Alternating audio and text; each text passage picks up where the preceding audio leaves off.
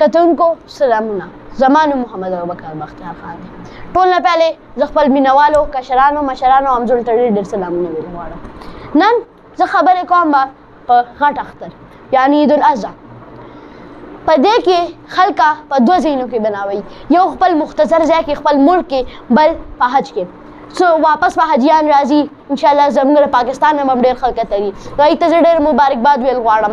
که څوک ملګري ما ګوري د حج کې ناست دي یا داسې پاک ځای کې دي نو یا کو د هغوی رشته داران حج کې دي زما طرف ورته مبارکباد ووایم.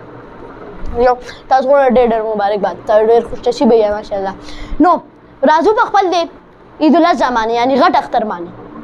دا ټول نه پهله خو سوال دا راځي چې دا مناویږي ولې، څه وجه ده چې دا موږ قربانیانې کوو.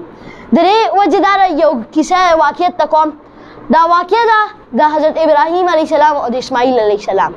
نو الله پاک چې دی حضرت ابراهیم علیه السلام ته حکم وکړو وایي چې خپل دا زوی یعنی حضرت اسماعیل علیه السلام د زما په لاره کې قربان کا، ذبح یې کا. نو هغې خپل بیبي ته ووایي چې پاک یې کړي او ویې لامبوي او پاک کپړې ورته واچوي او ما سره را روان کړي. نو هغې روان کو چې په لارې کې روان کو نو شیطان وله راغی.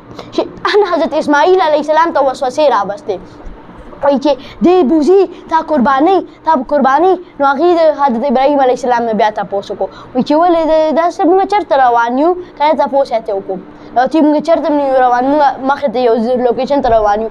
خبره وله حق کړه.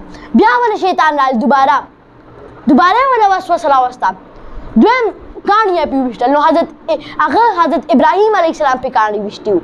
هغې لومړني ځل باندې یې پرې کاڼي ویشتو، په دویم ځل باندې یې پرې کاڼي ویشتو، په درېیم ځل باندې وله وسوسه راغله، درېیم ځل باندې یې وله کاڼي ویشتو.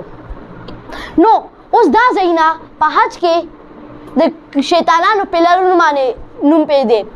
دا شیطانانو پیلرونو د خلکو پرې کاڼي وړي، خپل نفرت وباسي. اوس دا درې پیلره دي چې کوم ولاړ دي، اوس خو یې کافي غټ کړي دي چې بیا مخکې یو مقدس هغه مقام ته ورسېدل. نو هلته کې په حضرت اسماعیل علیه السلام له په سترګو پټۍ وتړله، حضرت ابراهیم علیه السلام ځان نه وتړله او چاړه راواغسته، هر د ذبح کولو چاړه، او هغې یې پرې ذبح کول والو. څنګه چې ذبح کول څنګه چاړه داسې واله نو الله پاک خو هم سره حضرت اسماعیل علیه السلام یو ګډ کې بدل شو، یو ګډ سره هغه شو، حضرت اسماعیل علیه السلام ته اخوا شو او ګډه راله. نو هغه ګډه بیا ذبح کړه. یو بل ځناور کې خو څومره ماته هغه نو هغه ګډه وه. نو په دې کې اوس بل سوال راځي، ما خو تاسو دا کیسه وکړه دا مناویږي ولې. اوس تاسو ته زه یو بله خبر کوم چې څوک مناوی نه هغې سره څه کېږي. ښه دا نه وایم چې هر څوک یې مناولی شي، هر څوک یې مناو دي پکار دي کي. هغه خلکه چې کم سره مال او دولت ای چې کم سره هغې څومره پیسې چې مناو کړي هغه بیا نه مناوي نو هغې سره څه کوي. حضرت محمد صلی الله علیه و آله وبارک وسلم وایي چې څوک د ضروریات مال دولت چې ورسره وي هغې نه باوجود حلالې نه کوي، قرباني نه کوي، هغه دې په اختر مونځ له جومات ته مال نه راځي، دې راځي نه ماله، هغه دې بیا هم ناست دي. تاسو سوچ وکړئ چې چا سره مال او دولت نی او قرباني نه کوي نو هغې سره مونځ بیا نشي کولی د اختر. څومره شرم خبره ده. بل خبره وایي چې تاسو دا قربانیانې کوئ، په دې کې پکار دي تاسو دا قرباني څه د وجې دپاره بوتلل غواړئ، څه پکې ډېر برکت راوستل غواړئ نو تاسو زیات نه زیات غریبانان ته ورکړئ.